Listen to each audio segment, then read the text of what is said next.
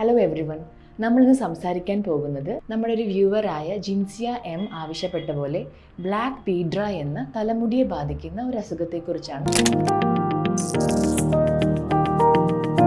Black piedra എന്നത് മുടി ഇഴകളെ അല്ലെങ്കിൽ ഹെയർ ഷാഫ്റ്റിനെ ബാധിക്കുന്ന ഒരു ഫംഗൽ ഇൻഫെക്ഷനാണ്.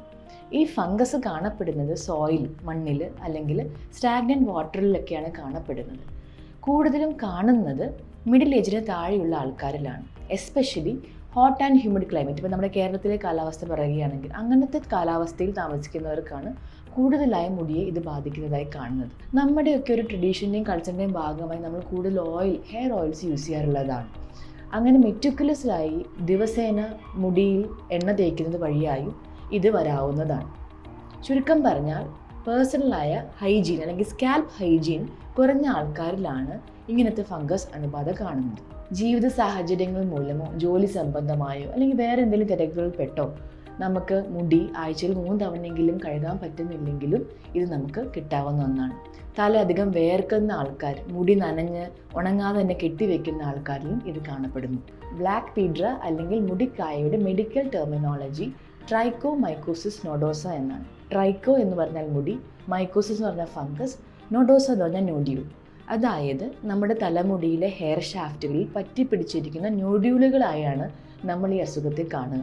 അത് കാരണം പേഷ്യൻറ്റിന് വേറെ ബുദ്ധിമുട്ടുകൾ, അതായത് തലചൊറിച്ചിലോ വേദനയോ അങ്ങനത്തെ കാര്യങ്ങളൊന്നും ഉണ്ടാകുന്നില്ല. നോഡ്യൂളുകൾ രൂപപ്പെട്ട സ്ഥലങ്ങളിൽ മുടി പൊട്ടിപ്പോകുന്നു.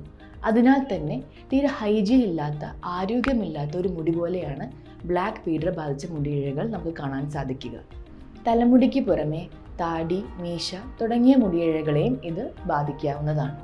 ഇൻഫെക്റ്റഡ് ആയിട്ടുള്ള പേഷ്യൻസിൻ്റെ ചീപ്പ് ഉപയോഗിക്കുന്നത് വഴിയായോ അവരുടെ തന്നെ സെയിം ബെഡ്ഷീറ്റ്സ് അല്ലെങ്കിൽ പില്ലോ കവർ ഷെയർ ചെയ്യുന്നത് വഴിയായോ ഇത് നമുക്ക് പകരാവുന്നതാണ്.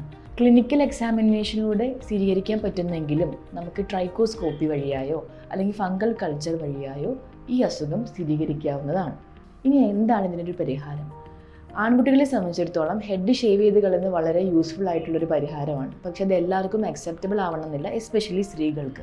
അതിനാൽ തന്നെ ആൻറ്റി ഫംഗൽ കോമ്പൗണ്ട്സ് അടങ്ങിയ ഷാംപൂ കുറച്ച് റെഗുലറായി യൂസ് ചെയ്യുന്നത്, അറ്റ്ലീസ്റ്റ് വീക്ക്ലി ട്വൈസ് യൂസ് ചെയ്യുന്നത് ഇതിനെ ക്ലിയർ ഔട്ട് ചെയ്യാൻ ഹെൽപ്പ് ചെയ്യുന്നതാണ്. കീറ്റക്കനസോൾ, മിക്കനസോൾ, സൈക്ലോപൈറോലക്സോലാമിൻ അങ്ങനത്തെ സംഭവങ്ങൾ അടങ്ങിയിട്ടുള്ള ഷാംപൂകൾ ഉപയോഗിക്കുക. അതിൽ നിൽക്കുന്നില്ല എങ്കിൽ സാലിസിലിക് ആസിഡ് കണ്ടൻറ്റുള്ള ഷാംപൂകൾ ഉപയോഗിക്കുന്നത് വഴിയായി ഈ ബ്ലാക്ക് പീഡ്ര ഉണ്ടാക്കുന്ന ഒരു സിമെൻറ്റ് ലൈക്ക് സബ്സ്റ്റൻസിനെ അത് ലൈസ് ചെയ്ത് കളയുന്നത് വഴിയായി ഹെയർ ഷാഫ്റ്റിൽ ഒട്ടിപ്പിടിച്ചിരിക്കുന്ന ആ കായകൾ അപ്രത്യക്ഷമാകുന്നു. അത് ട്രൈ ചെയ്യാവുന്ന ഒന്നാണ്.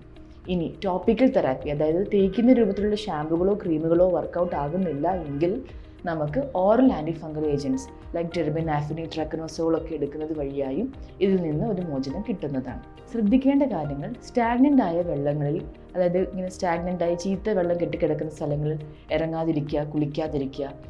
ബാക്കിയുള്ളവരുടെ ഹെയർ ക്ലിപ്സ്, ബാൻഡ്സ്, അതുപോലെ ചീപ്പുകളൊക്കെ ഷെയർ ചെയ്യാതിരിക്കുക. ബ്ലാക്ക് പീഡ്രയെ വേറെ ചില അസുഖങ്ങളിൽ നിന്ന് നമ്മൾ ഡിഫറൻഷ്യേറ്റ് ചെയ്തതിൻ്റെ ആവശ്യകതയുണ്ട്. അതായത് പെഡിക്കുലോസിസ്, പേനിൻ്റെ ഈര് ഇതുപോലെ തന്നെ ചെറിയ ചെറിയ കായകൾ പോലെ മുടിയിൽ പറ്റിപ്പിടിച്ചിരിക്കാവുന്ന ഒന്നാണ്. അതുപോലെ വൈറ്റ് പീഡ്ര, ട്രൈക്കോസ്പോറം എന്ന് പറഞ്ഞ ഫംഗസ് ഉണ്ടാക്കുന്ന വെള്ളക്കായകളാണ് വൈറ്റ് പീഡ്ര. ഇതുപോലെ തന്നെ തോന്നിക്കാവുന്ന ഒരു കണ്ടീഷനാണ് ട്രൈക്കോറെക്സിസ് നോഡോസ. മുടി പൊട്ടിപ്പോകുന്നൊരു പ്രതിഭാസമാണിത്. അതായത് ഒത്തിരി ടൈം ഹെയർ സ്റ്റൈല് ചെയ്യുന്ന ആൾക്കാർ, ഹെയർ ട്രീറ്റ്മെൻറ്റ്സ് ചെയ്യുന്നവർ, ചൂട് ഉപയോഗിച്ച് അതായത് ബ്ലോ ഡ്രൈ ഒക്കെ ചെയ്ത് മുടി ഉണക്കാൻ ശ്രമിക്കുന്നവർ, റിപ്പീറ്റഡ് ആയിട്ട് മെറ്റിക്കുലസ്ലി ഹെയർ കോമ്പ് ചെയ്യുന്നവർക്കൊക്കെ ഹെയറിൻ്റെ ക്യൂട്ടിക്കിളിൽ ഡാമേജ് ഉണ്ടായി ഹെയർ ഷാഫ്റ്റ് പൊട്ടിപ്പോകും. അത് പൊട്ടിപ്പോകുന്നതിന് മുന്നേയായി അവിടെ ഒരു പോയിന്റ് ഓഫ് ബ്രേക്കേജ് ഉണ്ട്. പെയിൻറ്റ് ബ്രഷ് കൂടി ഇരിക്കുന്ന മാതിരിയാണ് നമ്മൾ മൈക്രോസ്കോപ്പിൽ നോക്കുമ്പോൾ ആ ഹെയർ ഷാഫ്റ്റുകൾ കാണുക. അത് അവിടെ വെച്ച് ബ്രേക്കായി പോകും. പക്ഷെ അതൊരിക്കലും ഫംഗൽ ഇൻഫെക്ഷൻ കാരണമല്ല, മെക്കാനിക്കൽ ട്രോമ കാരണം സംഭവിക്കുന്നതാണ്. അങ്ങനെയുള്ളവർ അത്രയും കോമ്പ് ചെയ്യാതിരിക്കുക, മുടിനെ കുറച്ചുകൂടെ പരിപാലിക്കുക, ക്യൂട്ടിക്കൽ ഹീൽ ചെയ്യാനുള്ള സെറം ആൻഡ് പെപ്റ്റൈഡ്സ് യൂസ് ചെയ്യുക. ട്രീറ്റ് ചെയ്യുന്നില്ലെങ്കിൽ മാസങ്ങളോളം മുതൽ വർഷങ്ങൾ വരെ നിലനിൽക്കാവുന്ന ഒരു പ്രശ്നമാണ് മുടിക്കായ അല്ലെങ്കിൽ ബ്ലാക്ക് പീഡ്ര. അതിനാൽ തന്നെ പേഴ്സണൽ സ്കാൽപ്പ് ഹൈജീൻ മെയിൻറ്റെയിൻ ചെയ്യുക എന്നുള്ളത് എക്സ്ട്രീംലി ഇമ്പോർട്ടൻ്റ് ആണ്. Thank you.